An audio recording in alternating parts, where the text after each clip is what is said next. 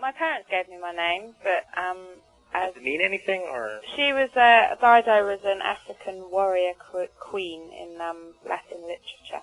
Which is also it's opera character too.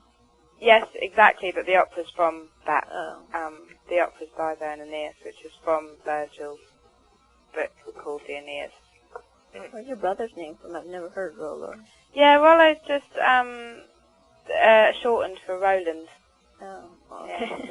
It's a nickname. Exactly, and basically I'm called Dido because they wanted a name that ended in O, so we rhymed. I don't know what that's about. But, and you have another sister? No others. I dread to think what their names would be. Sort of Bolo or something, I don't know. Well, Dido's really unique. Yeah, luckily, I could have been the third child and been called Tolo. Apparently, according to my mum. Yeah, this is an interesting question. Everybody says you stole a flute at 4. Is it true? I stole a recorder at 4, yeah. But it wasn't stealing. That just was sort of written that way. I mean, I was only 4. For the bio. It's hardly theft. But, well, I suppose it was stealing. I sort of freed it up from lost property at school. But no one else had claimed it, and all my friends had one, and I wanted one, so I took it. So you did. Yeah. It was for the taking. Exactly, but then I had to practice in secret, because my parents wouldn't buy me one, so then I had to practice it in secret, otherwise they'd have found out that I'd stolen it. There, just check it out and posted some stuff, and... What was his name? Jared or something? Yeah. And I said, oh, man, we'll have to get to that tomorrow. What, from New York Sky 1 so what's to get off that subject? What if they're listening? We'll get off the fun stuff subject. Well, they're probably listening. Well, let's take this question and see if the same boyfriend got you this. Where did you get that cream-colored jacket you've been wearing on the I like it. It's a great jacket. I got it in a store in England, and I love it. And it's my favourite jacket. I will be wearing that for some time to come because I don't have that many clothes, and that's one of my favourites, so be warned. To be some lockup if there's a lot of people that are on this, so. Right. What, so you can't get the questions? We're gonna get them. Okay. We're gonna get them. Don't worry. Yeah. That's fine. Please, the fans, submit. You can just make them up. Make whatever you like. Ask Dido. Feel free. It's carte blanche. She's hanging out in her. Where are you now tonight? Houston, and you're in the hotel room. Yes. So she's hanging out you're good for the next hour, right? Yes, indeed. Cool. So keep the questions coming in. Make them good ones. Yes, they have to be good. Nothing dopey. No. Okay. Dido, what was it like performing at Lilith Fair? You were awesome, by the way. Oh, that's sweet. It was great. I mean, they were my first shows to the general public ever on my own. So I was completely overexcited. And it was such a nice environment to tour in. It's like, touring in a bubble. It's just everything is sorted out for you, and there's this incredibly good sort of vibe, with all the other artists. So it was just great. It was a great week. Did you get to hang out with Sarah McLachlan at all? Or? Yeah, I spoke to her a couple of times. We had a couple of chats, and she's a pretty special person. She's got an incredible voice. It's funny because I hadn't really heard of her before I came here because she doesn't really, she's not huge in England. People don't really know her. It's so funny, and she's so huge here. And I find that surprising because I think her voice is beautiful and it would do well in England. But sure. But for some reason people don't know who she is. But yeah, so that was really exciting. I met lots of people. I mean, it was exciting seeing the Pretenders and Michelle Ndegeocello. And what was it like meeting Chrissie Hynde? I didn't actually. I was chickened out of that. I was standing right next to her in the restaurant and it was completely like, ooh. You were a little starstruck? Yeah, a little bit. Oh, that's funny. I was starstruck when I saw Emmylou Harris as well. I couldn't Really? say anything. Yeah, I'm no good when I really rate someone. I can't say anything. Really? That's funny. I had tickets to Pretenders many years ago. Right. And they had canceled this very small club, and then the next opportunity to ever see them ever again was in front of 10. This show was less than 100. It was a very small club. They had just come out. That would be amazing. And yeah, I would have been amazing. Then there was a big ice storm, so it's cancelled. Oh.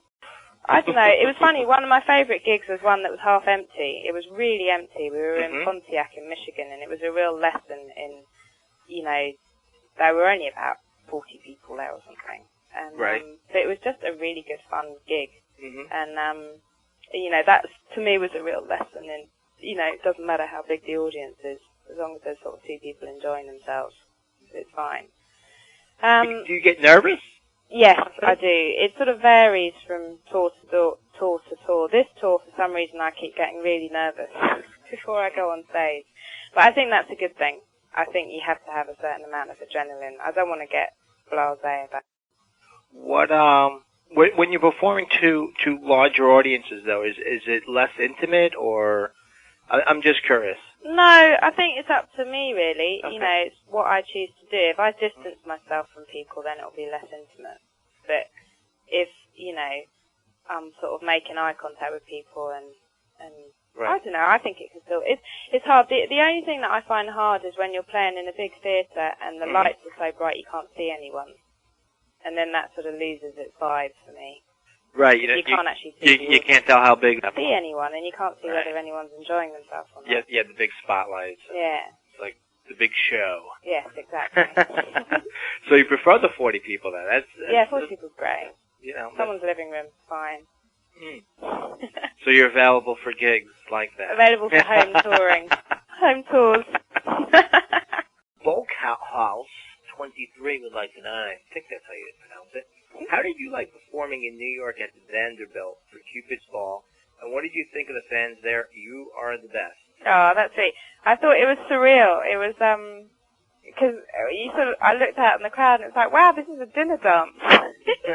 It's like, I had no idea. And, really? And there was this sea of couples sitting at these tables, because it was like a Valentine's Day thing. It just made me giggle. Because I had 6 friends from London there who'd never seen me play, and who all think this whole thing is a figment of my imagination anyway. They're still pinching themselves. Yeah, well, they, you know, I'm like, I'm going to America, and they're like, yeah, okay, see ya. You know what I mean? And nobody really knows what I do, and that's just that. And then I get home, and they don't know because I'm not doing it there. Okay. But anyway, so they all came, and they were like, right, so you're doing a dinner dance, cool. So I was like, I thought it was quite surreal, but it was a great crowd. They were so sweet, and it's a nice theatre. It's a lovely sounding theatre. I enjoyed myself that night. I had a good time. What did you think of the fans? That was the second part. Our fans were great. There was just like groups of people dancing amongst the tables, which was just great. And, you know, I've been very, very lucky pretty much everywhere I've gone with fans. They're just so warm and welcoming that, you know, that's why I'm having fun. I don't think it would be fun if they weren't. How do you pick what songs you play at your concerts? It depends what setup I'm using. At the moment I'm touring with the sort of, what we call the special acoustic setup, which is not the full band, but there's 5 of us all together, including me. And, so it depends what arrangement we've got instrumentally, and then I just pick the songs that sound best that way. Okay. No set order? Nothing? I change it a lot, because I'm writing new songs all the time, and I keep slotting them in as well. Sure. And experimenting on people. Summer Julie 10 wants to know, who are your musical influences? Well, quite a few. The Police are probably my main influence. Really? Yeah, because I sort of, when I started listening to music, you know, I was sort of very conscious of them, and I think what they have always tried to do, which is great songs with that whole dubby thing going on, is absolutely, in a strange sort of way, what I was trying to do, but just in a more sort of electronic sort of way. Right. But I think early their Police songwriting... or late Police? You what? Early Police stuff or early Police stuff and later Police stuff. Pretty much a lot of it. I mean, albums like Synchronicity I just think are amazing. What is your favorite Police song? I'm just curious. I don't know. Well, it was Every Breath You Take, until it's got slightly murdered. So, it still is, I think. If I can block the last 2 years of murdering that song, I think that's still a real favourite of mine. And but there's some Sting stuff I love. There's some Sting stuff I really don't like. But But, you know, songs like Fragile, I just think, and Englishman in New York, and songs like that, I just love as well. I just love his voice. I really do. Who do I like? Well, albums I like. I love the Eminem album last year. I love the Moby album. I like a band called Gomez. I don't know if you've got them. Yeah, I don't know if they're out here. Have you heard of a band called Travis? How do you feel about the lack of airplay on U.S. commercial radio?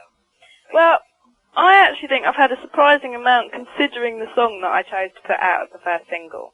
Because I knew that Here With Me is not a radio-friendly song, but it sounds great on the radio. Oh, it's awesome, yeah. And it's a great song, and to me that song represented everything I do in one song.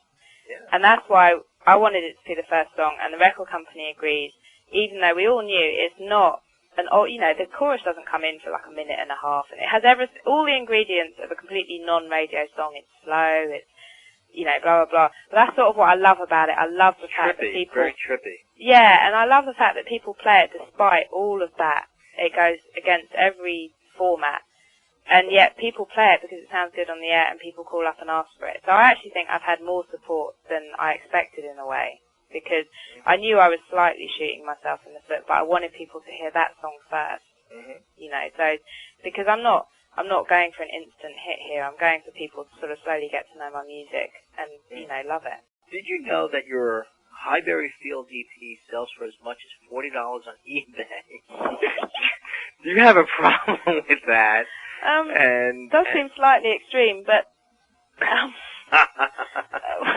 what can you do? The thing is, there aren't copies in circulation. There's only the original copies that were out there, so there's only so many, and it'll never get printed again. Okay. So I suppose if people are desperate to have it, then they're going to have to pay for it. But do you believe in all that MP3 stuff, or putting out tracks like that? I'm just curious. Yeah, I believe in people. I make music so people can have access to it. That's my whole motivation, is I want as many people to hear what I do as possible. Sure. Which is why I tour and I promote. I wouldn't want it to get to the stage where I couldn't make a second album because I hadn't made any money through the sort of normal channels. But yet I was well known sort of on the internet and stuff. I don't know how likely that would ever happen yet. But that would worry me if I was a brand new artist, is that I could do very well and my record company would lose interest in me because I'm not actually making them any money. Because things are being sold in other ways. And I'm not getting any royalties. Sure. So, that's my only worry, really. But I think we're a bit of way off that yet. How do you feel about signing on with Nettwerk? Actually, some of Julie's has asked that. Right. It's great. What happened was that my manager, who is a guy called Peter Leake, who runs a company called New York End, merged with Nettwerk, and it's working out great for me. It couldn't not be good because I get all the, I'm very, very loyal to my manager and trust him, and then we get all the extra support of another great management company. Jim, what are your feelings on the Clive Davis Arista situation?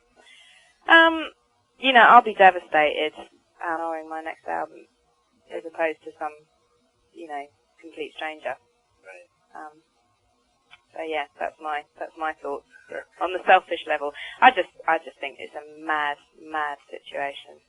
To me, the Arista Records is having the best year ever. Carlos Santana is up for it's Grammys. Totally having the best year ever. People like yourself, Beth Orton, there's a lot of new and upcoming developing artists. Oh, I just think BMG have gone mad. Right. From an artist point of view, Absolutely. I couldn't explain it to you. I think he's the best record man out.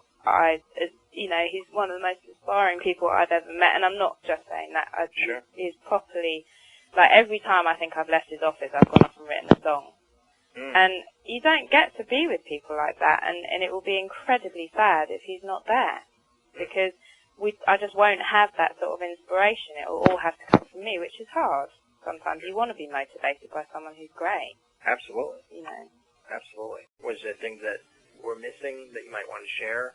Your fans, I remember, on the Yahoo Club reading, because they're all very adamant that Arista haven't been that supportive. Right. And I remember Okay. I remember reading that and thinking that I need to set straight, because I think, you know, I at first I thought it was sort of funny because I've had they were ganging up on them. Well, yeah, but I've had way beyond the support I should have had from Arista. I mean, compared to what the support I've had in the rest of the world, Arista have been incredible.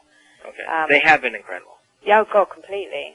What do you think would formulate that opinion of the fans when they pose questions like that? Because I saw that myself, actually, and I was very surprised by that. I think it's because they don't hear me that much on the radio, and if they're not, you know, if they're thinking, oh, okay, I really love this album, why hasn't everyone heard of it? Mm-hmm. But it takes an incredibly long time, and none of us wanted to go for an overnight thing. You know, it's that, as my manager keeps telling me, we're running a marathon, not a sprint. And you know, and I think the whole intention was to build up and get, you know, people enjoying my music and spreading it, you know, just amongst themselves and by word of mouth, and letting it be a natural build-up that I can get used to as well. And for it not to be this incredible sort of sudden thing. And that was the only thing. I sort of thought it was funny at first, and then I thought, wow, you know, they really think that Arista aren't being supportive, when in fact they are. But yeah, no, I just want to say thanks, really. Okay. Thanks to anyone that's bought my album. Oh, it's good stuff. It's great stuff. Oh, thank you. You're very welcome. We appreciate you taking the time out. My pleasure. And hopefully, would you like to do this again? Yeah, well, you know, we should do it again in a while, you know. Sure. And when there's like in the summer or something like that. Yeah, exactly. When there's more questions. If you come back and as you progress. Exactly, but I think it's a good thing to do, so I will happily do it again. Great. Well, good luck with everything. Thank you very much, and you take care. And thanks, Dido. Okay, bye. It's gonna rip your heart